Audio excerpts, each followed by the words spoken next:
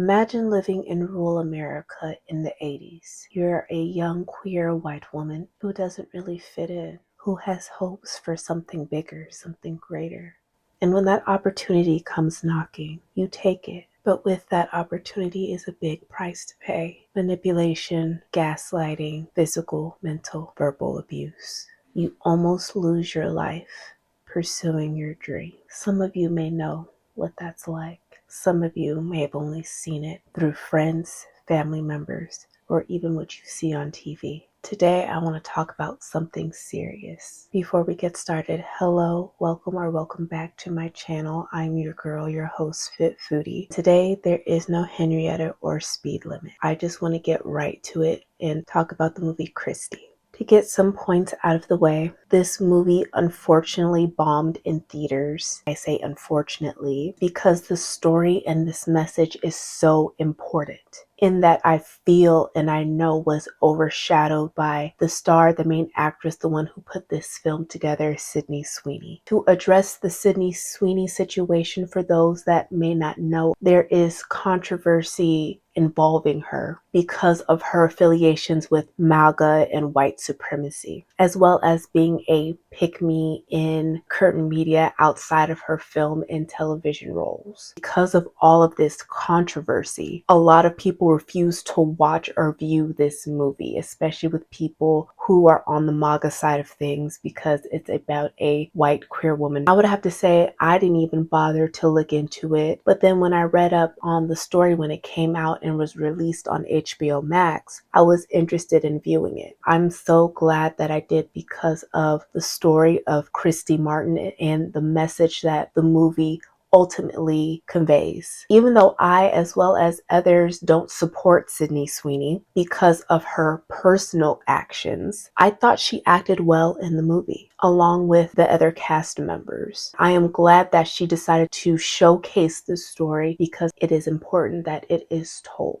Christy herself supports Sydney Sweeney, and that's between them. But before we get started into the video, I'll be describing what environment abuse works in, what it looks like, and how it progresses over time. If that's something that's outside of your scope of what you want to watch today, please protect your mental health. That is most important. I'll see you later or later on in another video. I also would like to clarify that I am not an expert when it comes to domestic violence. And when I talk about domestic violence, I'll be saying DV. I have studied DV in courses when I was in college. I have been involved with different people who exhibited these DV behaviors, but this is all my personal opinion. And at the very end of this video, I'll be leaving links and information for those that want or need more professional information or assistance. If this topic is something that you do wish to engage with today, know that I'll be describing most things and will not be showing any video clips of any violence shown in the film, but again, it will be discussed. So let's get right into it. Christy is a 2025 American biographical sports drama film written by McCode and Mariah Folks, starring Sydney Sweeney, Ben Foster, Merritt Weaver, Katie O'Brien, Ethan Embry, and Chad L. Coleman. The film chronicles the rise of former professional boxer Christy Martin Sweeney to becoming America's best-known female boxer in the 1990s, and later her coach turned husband's 2010 attempted murder of her. How I'm going to be breaking things down to describe the environment that abuse thrives in, the people who enable or enact that abuse, and the abusive behaviors themselves. I won't necessarily be describing everything in chronological order. It's about the depiction shown in the movie about DV as a whole. Abuse can thrive in all kinds of environments. Some environments are better for abuse to be more prevalent versus others. I'll specifically be talking about the environments in this movie that made Christy susceptible to her main abuser. Part 1.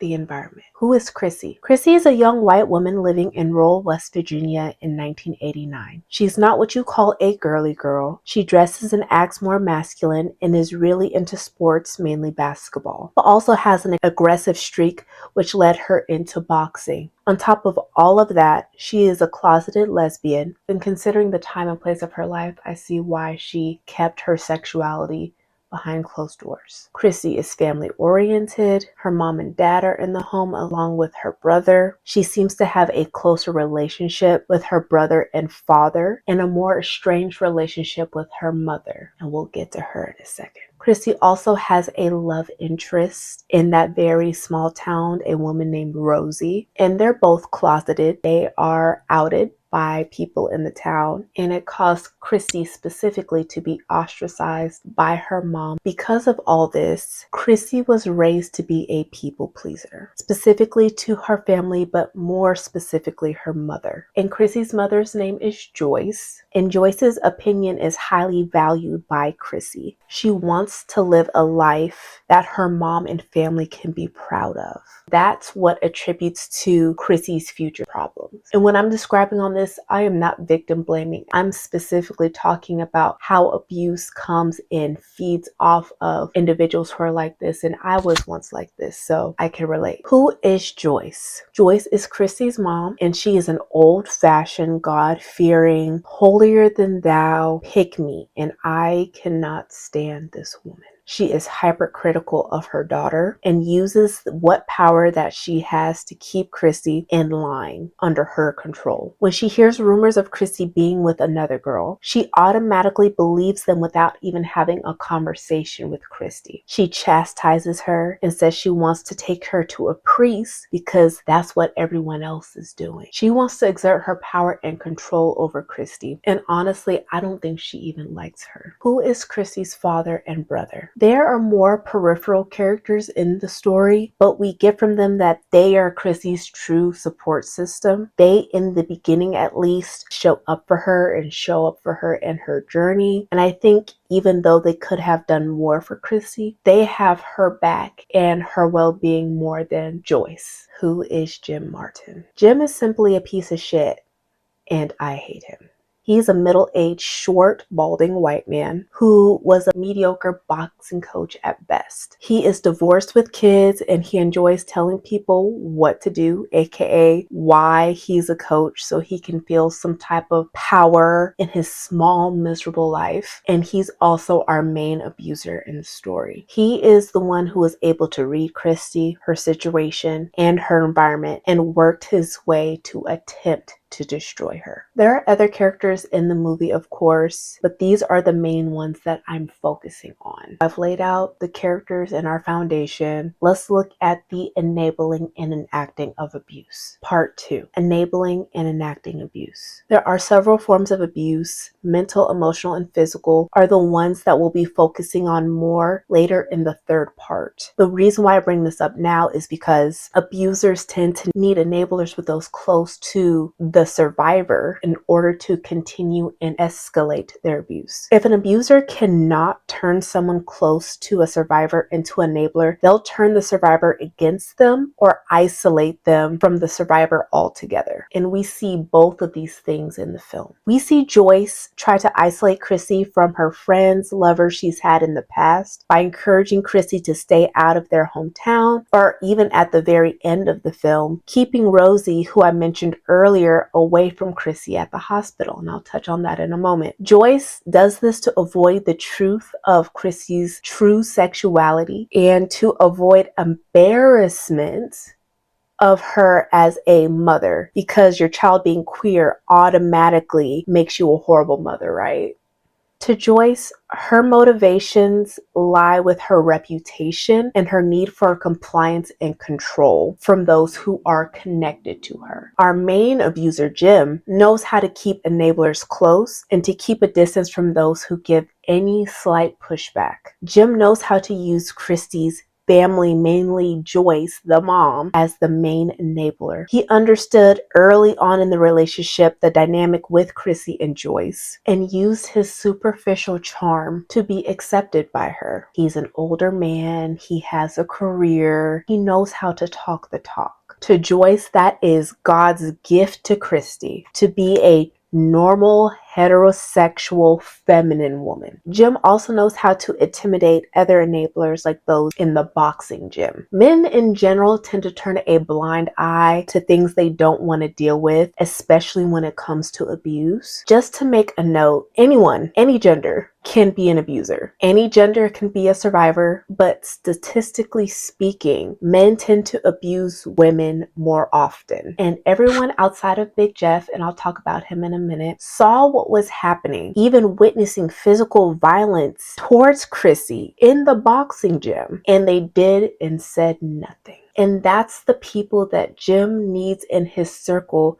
to keep Chrissy in line. What Jim also does is isolate Chrissy. For those who see Jim for who he is or challenge him in any way, or those he ultimately sees as a threat. He does that with Rosie, Chrissy's ex-lover. To some extent, he does that with Chrissy's family, mostly the father, and I'll touch on that in the next part. And he did that with Chrissy's boxing partner who questioned him, their neighbor, her hairstylist, even Don King. Don King was a popular boxing promoter, for those who are not aware, who didn't take Jim's nonsense, didn't really take anyone's nonsense, to be honest. And I believe Jim set up Chrissy to fight Layla Ali for many reasons, but mainly to isolate Chrissy from having any more promotions with Don King, who he could have no control over. Don King was his own entity, and having Chrissy involved with him meant that Jim could not control 100% of their relationship. What Jim was skilled at as a manipulator was controlling the narrative of Chrissy everywhere she could possibly go. That way he could abuse her behind closed doors or in public without threatening his reputation. I want to get into more detail that he enacted on Chrissy throughout the film over time. I just want to note, if there is an abusive behavior, whether verbal, physical, mental, spiritual, sexual, whatever, if there is any sign of abusive behavior from your partner or anyone around you in your circle, it will only increase and get worse over time. Abusive behavior is a pattern, and patterns will continue until it meets an end. Part 3, patterns of abuse and behaviors. I'm going to be detailing abusive behaviors, what it looks like, how it starts, how it escalated over 21 years, and all this will be broken down in 4 time periods, starting off in 1989 in West Virginia. This time, Chrissy has started boxing and is found by a promoter that works for Jim and wants her and her mom to come and meet him. Jim is dismissive of Chrissy at first when Chrissy and her mom goes and meets him, causing Chrissy not to want to work with him, but the mom encourages her, priming Chrissy to accept bad behavior as that's a part of making you tough. When Chrissy starts training with Jim, Jim tells Chrissy they're going to take it easy while telling her sparring partner to break her rib, wanting to humble and break her so he can send her home to teach her a lesson, because how dare you as a woman think you can come into my gym and think that I'm going to work with you.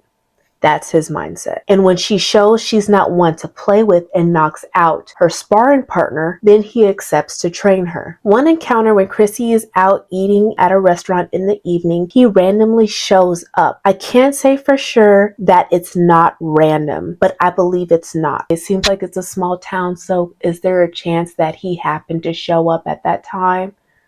Sure. However, I think he tracked her down in order to start building a connection with her. And in their interaction, one of the first things they talk about is him commenting on her weight because she wants to order an apple pie and he doesn't want to train a fat boxer. This is not a joke. It is a test to see what a survivor will take. Of course, he has power over Chrissy because of his title and status, so Chrissy takes it. Jim then inflates his ego by saying he'd make her the best fighter in the world and gives her a gift of a pink boxing outfit. Now, do we think that pink is really Chrissy's color?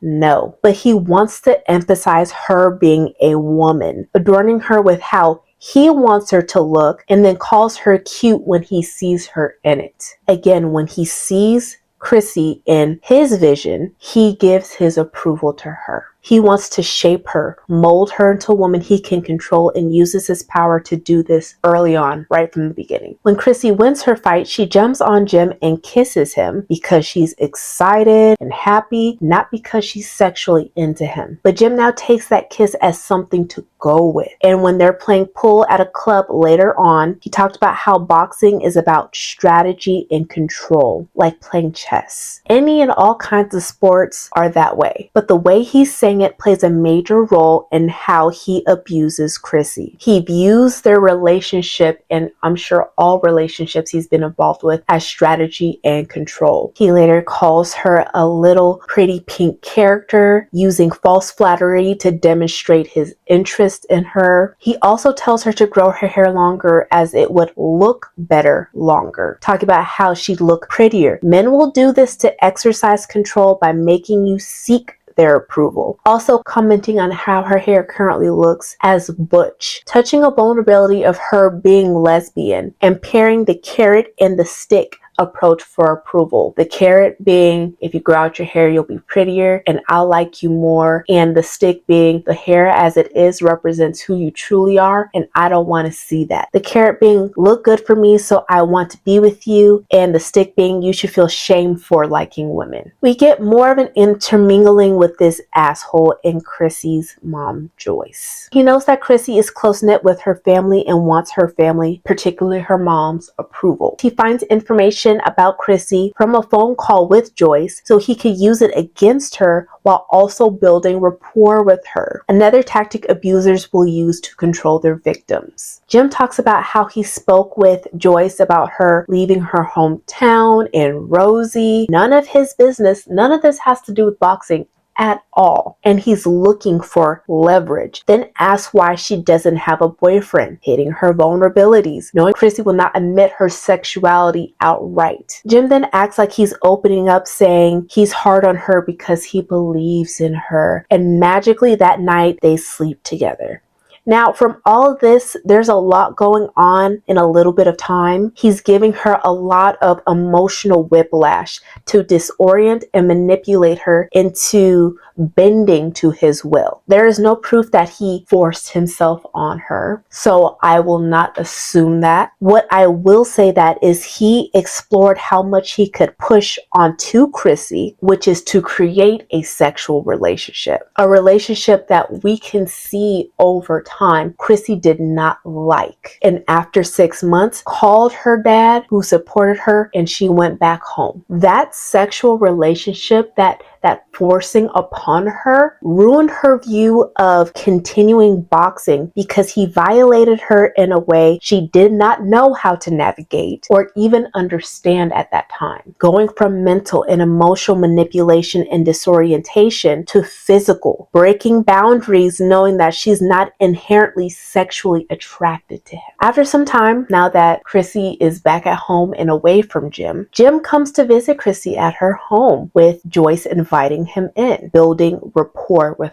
her. Jim didn't let Chrissy know that he was coming. There was no reason for him to be there. He knew Chrissy left because he crossed boundaries and he needed an enabler, Joyce, to give him more leverage over Chrissy. Jim then gives a speech to Chrissy saying, there's no one like you, you can be the greatest and the best, and he dangles a promoter in Florida, further isolating away from her family, away from her hometown in West Virginia, to go to Florida with him, and then dangles Don King as a prize. He is selling her a dream because he knows deep down inside she wants to be great. And she can only get these wonderful things if she goes through Jim, if she complies with Jim, if she just does what he says. Because Jim is not dumb. He understands to reel Chrissy back in, he needs to make it worth her while. So he makes his carrot even bigger, but also showing a little bit of stick. All Chrissy has are dreams, and if he can convince her to live off that and get further into his clutches,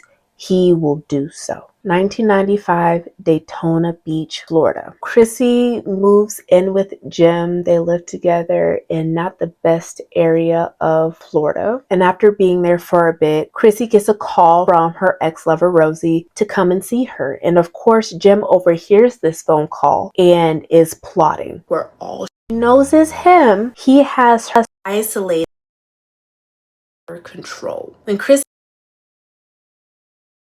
of nowhere to Christy's surprise. Again, stalking behavior. We saw this earlier in the film on 2 occasions. First at the diner and then at Chrissy's home back in West Virginia. Jim doesn't acknowledge Rosie and grabs her, literally physically pulling her away, saying that she's sneaking around. Controlling abusive behaviors, turning more physical again with that grab. He talks about how it would make him look with her hanging out with the lesbian. Again, making him more important and more central to her life than her in her actual life. And then he says to Chrissy that he called her father, saying that he fears that she might be gay. Using that big vulnerability against her and outing her at the same time, vile behavior. And Jim is saying she's going to lose her family and her trainer. He isolated her so she would be completely dependent on him. So if she steps out of line, he can trap her. Bringing up Don King, the carrot and the stick. He tells her her future is with him. Basically, this whole conversation, how he phrases it is, do you want to lose your family, your trainer, your career, or do you want to marry me? Run. Run away. He is hitting her with so many manipulative blows, one after another. She doesn't have time to process any of this at one time. He is beating her into mental submission, disorienting her. Chrissy's people-pleasing tendencies are now being exploited at full force to force her to elope with this man. And she agrees to marry Jim to stop him from that torment. She wasn't saying yes to him. She was saying yes to stop all of his nonsense. And after some time, they get married. Christy's father's called to talk to Chrissy, and Jim says she's out on a run when actually she's right at home. Literally next door, a few feet away. Again, Jim is using an isolation tactic to keep her away from people who actually support and care for her. When Chrissy talks about financial issues that they're having because she's not working, and since he's training her, he's not making money, and that's concerning for her, especially because she talks about keeping the phone on. Isolation tactic. And so when she brings this up, Jim, this is the first time he says to her, if you leave me, I'll kill you. If anyone ever says this, and this is just my personal opinion, you leave quietly and as quickly as you can. That is a direct threat and a promise if you stay long enough. My personal opinion. Chrissy laughs that off, and when Chrissy confronts his parasitic nature by not being the provider, the mood instantly switches, and he goes quiet and cold on Chrissy. More emotional and mental abuse. Apparently, he told her of more ways to get money that she has refused before. Again, he is a parasite. He doesn't want to do anything but control Chrissy. That's all he wants to do. He wants to put her in various precarious situations because he hates her and is ultimately jealous of her. She can't have a regular job like how she wants. I think she said working in a CVS because he can't monitor her. She's also being punished for refusing him, so he pushes her to more desperate situations. He forces her hand to fight strange men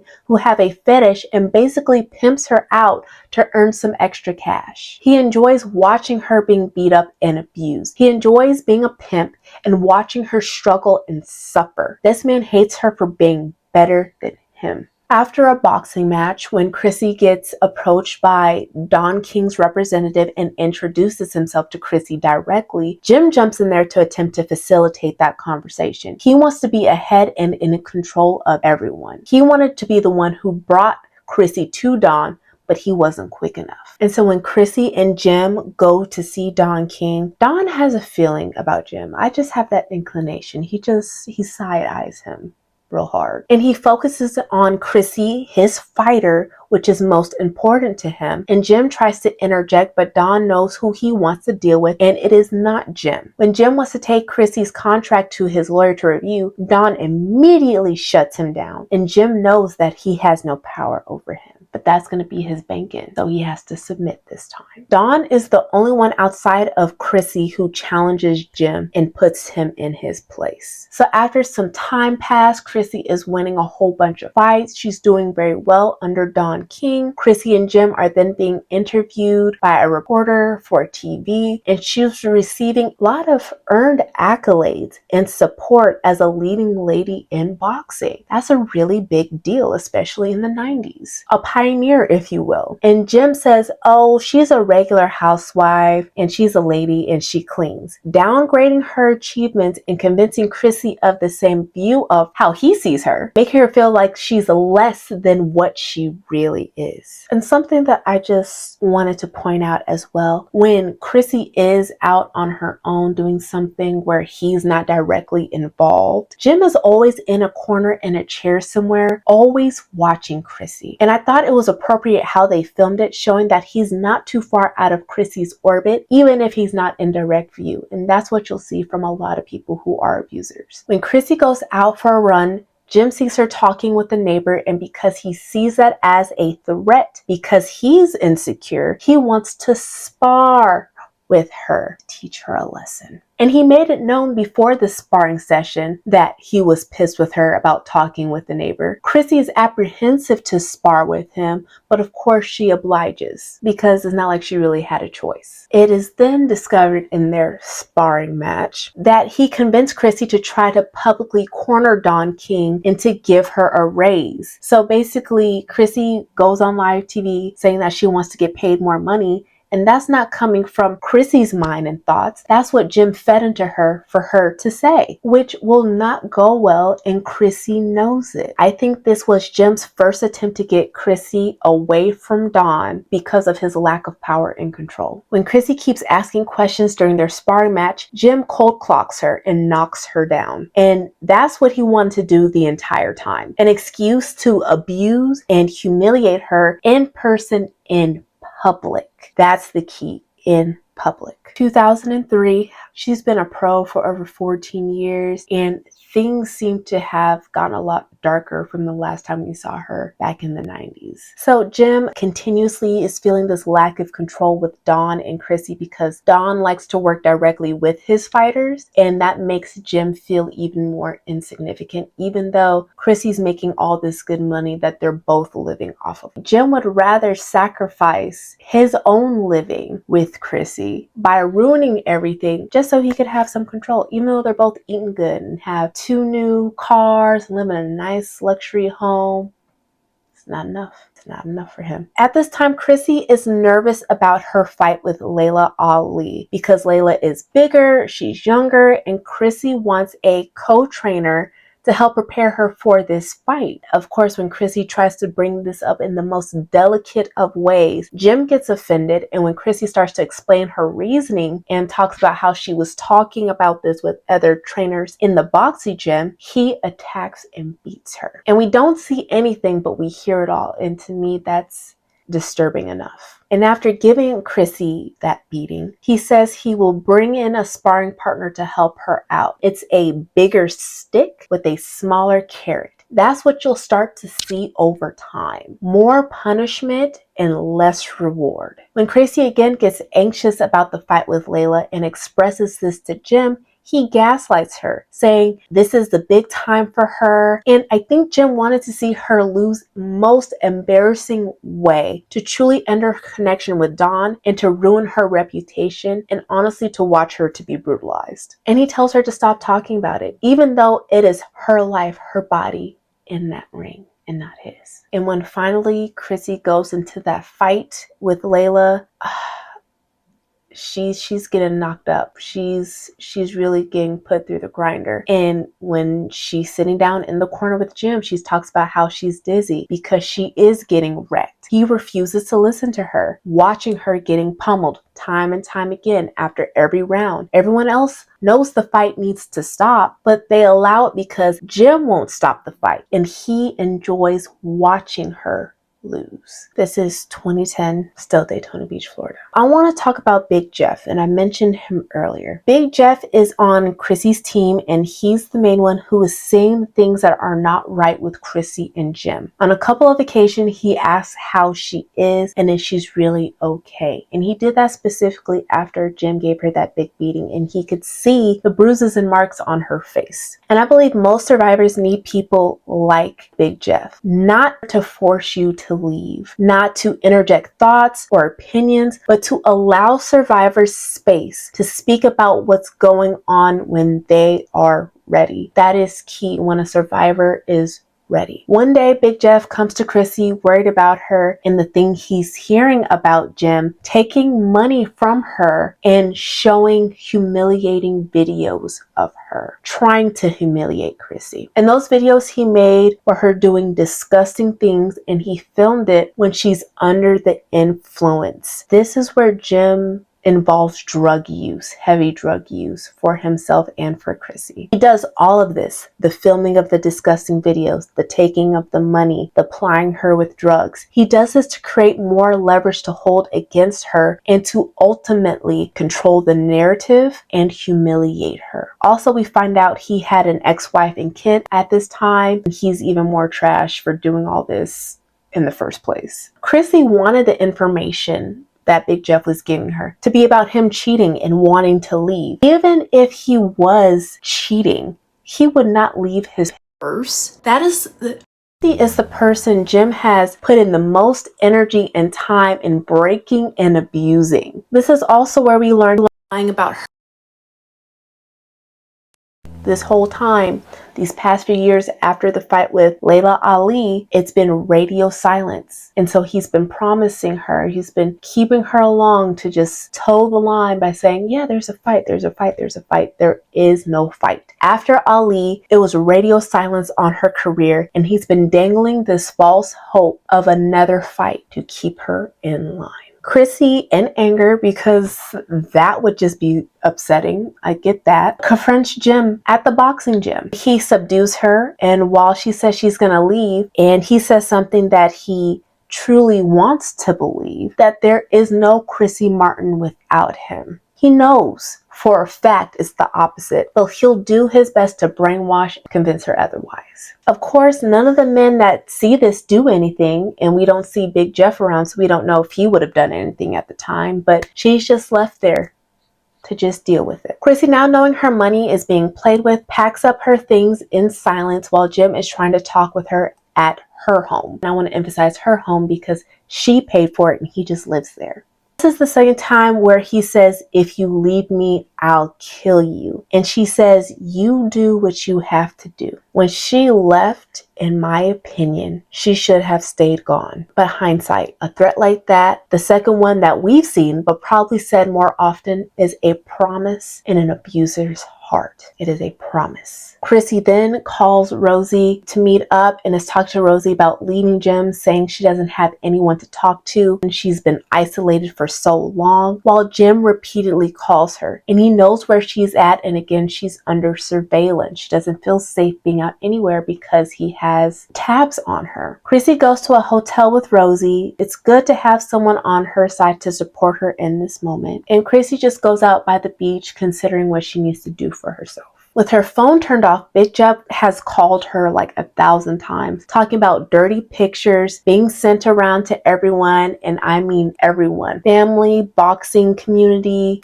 any friends that she might have had, anyone he could, saying that she's leaving him for a woman. But it's 2010, so the stigma has a little less impact, I would think. But with everything together, we still have him trying to ruin her reputation. Because Chrissy is fed up, she decides to go home, which Rosie says is crazy. Opinion, I felt like she should not have gone there by herself or be there while he was there. Because of this, Rosie smartly has Christy memorize her phone number, and this is why friends come in clutch to support you. When Chrissy comes home, Jim approaches Chrissy in the shadows saying they need to talk. Chrissy says she needs to take a nap. In my opinion, never do this.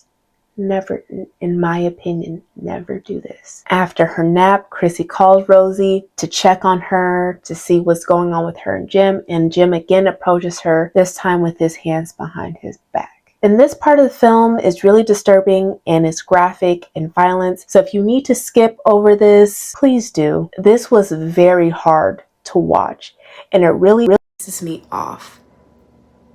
Jim reveals that he has a knife. I actually screamed when I first saw it because it blew my mind. She tried to fight back, but he stabs her several times. After she's incapacitated on the floor, bleeding out, Jim then comes and goes several times with more erratic behaviors while Chrissy was bleeding on the floor. He takes the battery out of her phone, disconnects the home phone while Chrissy is pleading for her life. Then Jim has the nerve to get a gun and shoot her in the stomach and then proceeds to take a shower. And then Chrissy, with all her might, got herself up, bleeding and struggling, covering her wounds, and wandered outside, and a stranger got her in the car and drove her to the hospital. When she's at the hospital, she's able to recite Rosie's number so she can come and meet her. After surgery, Chrissy is laid up in the hospital. Chrissy's family shows up after Rosie arrived. The dad and the brother are the first to ask about her, to see how she's doing, to be just so torn up to see your loved one that way. While the mom, Joyce, decides to get more on my nerves and asks Rosie to leave, saying all of this happened, the abuse, the stabbing, all of it happened because of Rosie. Joyce again enabling more abusive, controlling, trash behaviors. And then the confrontation when Chrissy finally wakes up, family's there. She's asking where Rosie was. Joyce, her mom, said, I sent her home. And you know what? The newspapers are asking, you could say it's another Rosie that you were talking to. And Chrissy rightfully put her mama in her place, saying, all of this happened because of you.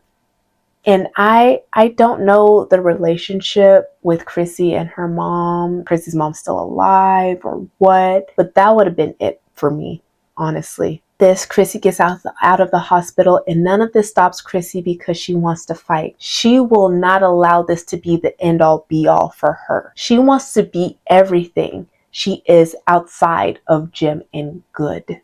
That's how exactly it's supposed to be. You living your life for yourself. And then Chrissy talks about explicitly how she now has to rediscover who she is, because for the past 20 plus years, she's been told what to do, how to do it, who to talk to, how to dress, what to eat, which is why it's important to never let anyone direct your life but you. I love this line in the film. I think it's one of the most important. Is how she said she thought Jim was joking when he said he would kill her. She thought it was jokes. And regardless of anyone's intention, a good man, a good person doesn't say that shit, and they don't. Chrissy confronts Jim in court as a victim impact statement, and she rightly read him for filth and went on continuing her life and career while Jim rots in jail. And we see the real Chrissy at the end of the film, which warms my heart. Jim was sentenced to 25 years in prison without parole, thank you Jesus. And now Chrissy is a boxing promoter and an advocate for domestic violence. And she also married Lisa Howland in 2017. Good for her. I completely understand if you don't want to watch this movie because of Sydney Sweeney or because of the subject matter, as it gets very intense. However, there is a good message here, especially nowadays in today's time with all the violence occurring against women by men, especially Black women. The thing is, femicide is not uncommon in any culture, any country. It is abundant due to patriarchy and the messed up system that we're in. So this is nothing new, but it seems like it's just getting increasingly worse, especially against Black women, especially during this time of filming, the back-to-back destruction of the, it's just too much. It's too much. And we need the knowledge, and we need the tools to get out and or stay out of these abusive cycles in the safest ways possible. This is the hotline for the National Domestic Violence Hotline, the phone numbers, the texts, the website for those who want it or need it. And just know from my heart, you are worth more than any abuser around you. You are a survivor and you can make it through. I would like to end this with a quote from a show, My 600-Pound Life,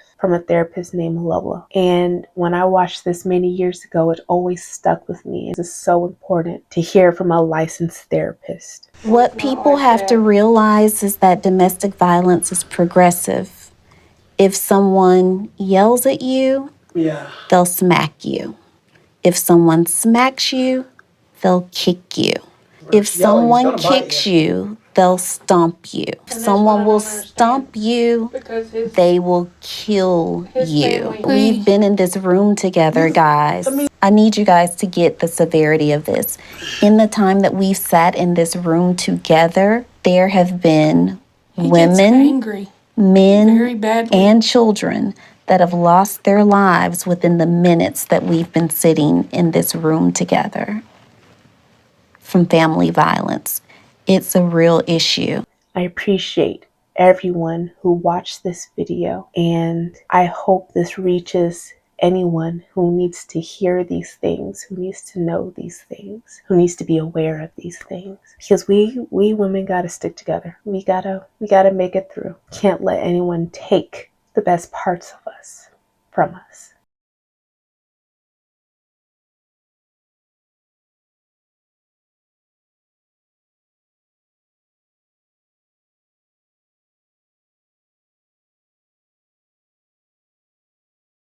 So thank you for watching, and until next time, ciao.